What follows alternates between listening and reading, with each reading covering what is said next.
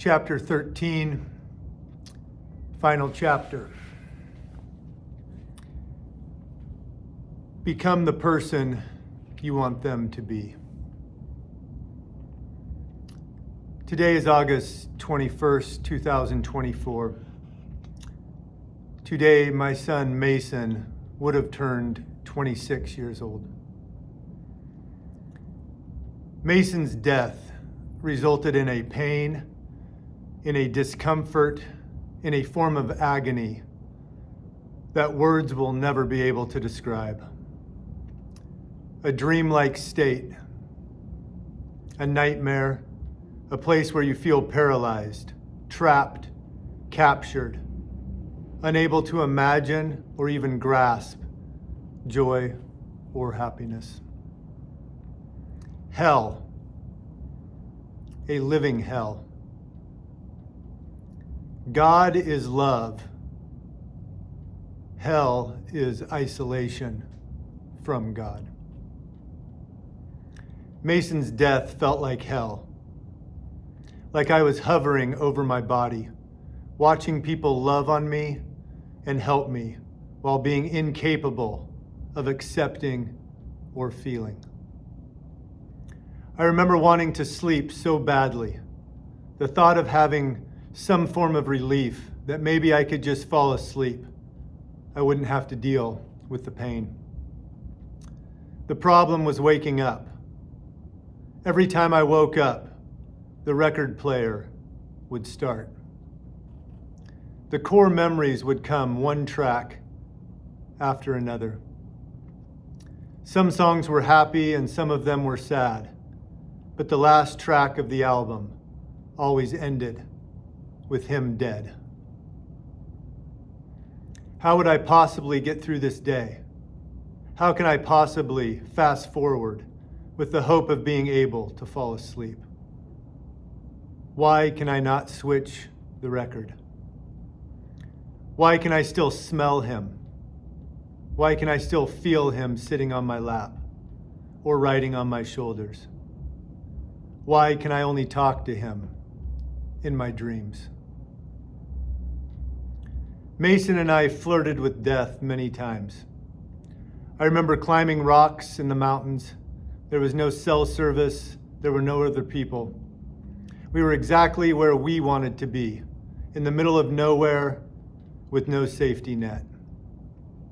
A place the two of us both felt alive. There was something about knowing you could die that made each second come to life. Some people call it a death wish. I always thought of it as the exact opposite. I wanted to experience the most of life. Memories are imprinted in a much deeper way when the consequences are high. On this particular trip, I had picked up Mason, who was living in Las Vegas at the time, and we were going on one of our typical adventures.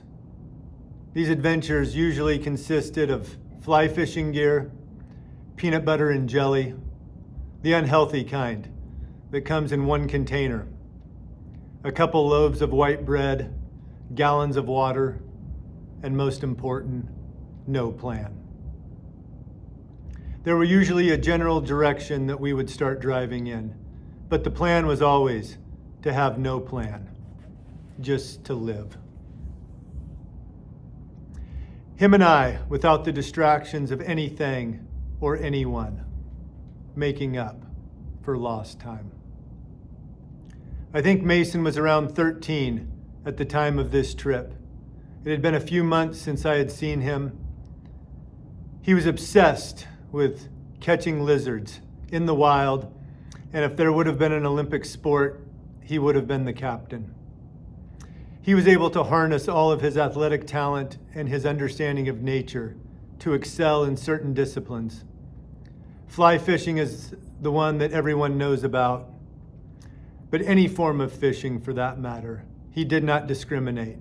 If there was a method to land a fish, he was the best. His other less known talent was his ability to catch lizards.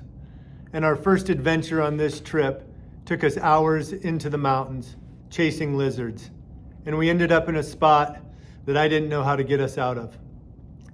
I remember coaching Mason on what to do if I fell. There was an area that had to be negotiated, and I gave myself a 50-50 chance of being able to accomplish it. The fall would have been roughly 30 to 35 feet, but below was nothing but rocks. I knew that if I fell, I would either be unable to move or dead. And I had instructed Mason to stay put no matter what. I told him the car is parked in a place where it can be identified.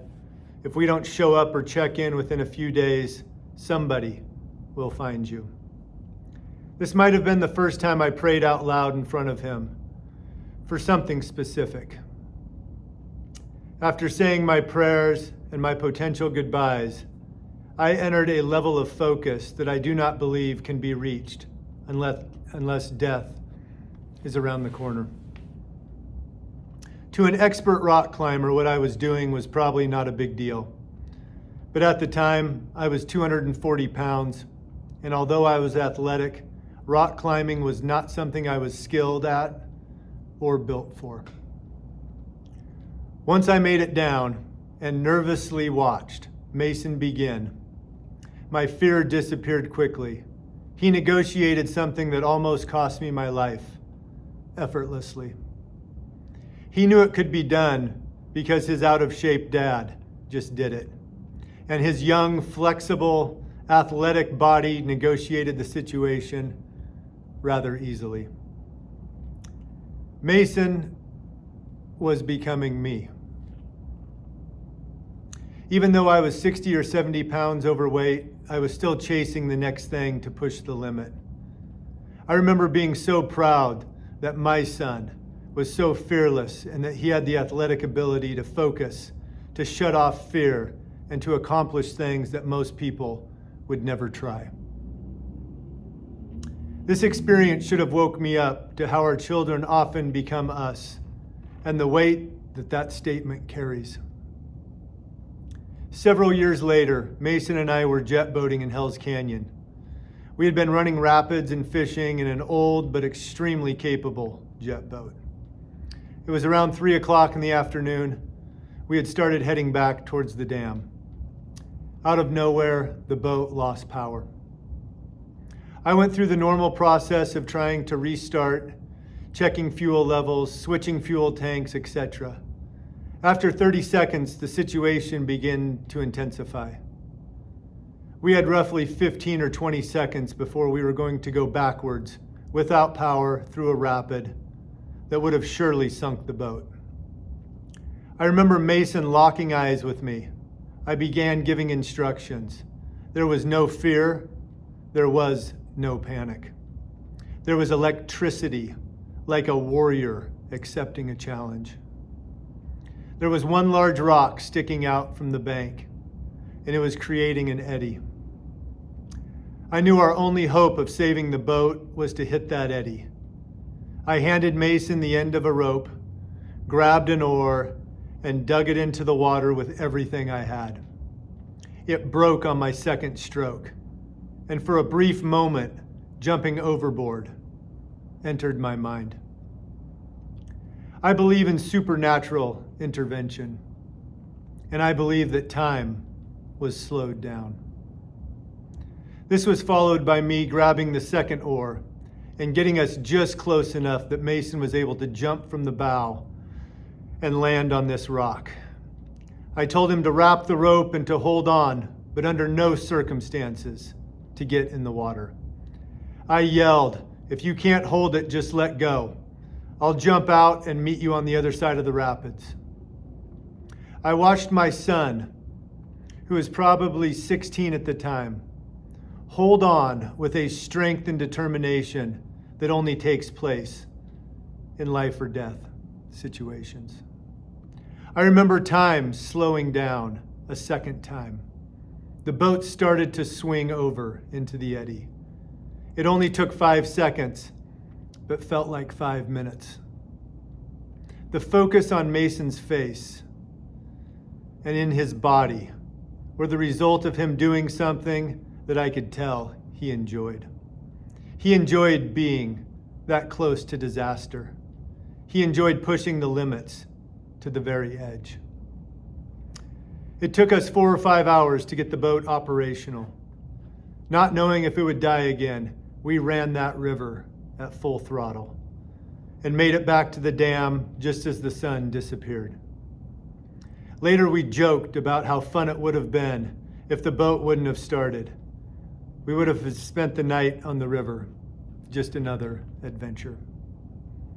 At this point, it was more than evident my son was becoming me. Mason had a love and an appreciation for the outdoors that came from both myself and from his mother's side of the family.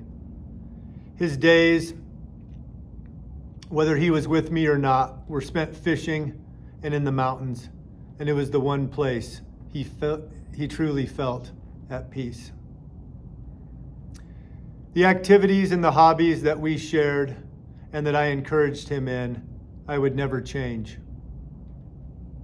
Representing these things and these adventures as the source of one's happiness and as the source of one's self-worth is a mistake that I made. If you would like someone to be a certain way, that is the way you need to be. I don't care if it's an employee or your spouse or your children. You need to be, and you need to act like the person you want them to become. The problem with the stories people told me and about me was they were limited to things that the world thinks are cool. I had gotten all my self-worth from the stories people had told about me. If I would have spent more time reading the Bible, I would have realized the greatest, most adventurous, thrill-seeking individuals that ever walked this earth were the followers of Yahshua.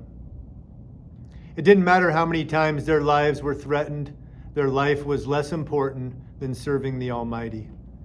Knowing that eternal life and the kingdom that follows is the only thing that ever satisfies. Mason, as painful as your death is, it has opened my eyes to the person I'm supposed to be. My responsibility as a father to lead my children, not in the next adventure where we risk our lives, but in the next adventure where we help save them. Where we don't mask the pain of rejection with adrenaline. We cover the pain of rejection with the love from above. Your death has made me a better person, and I can't wait to spend eternity with you. I love you.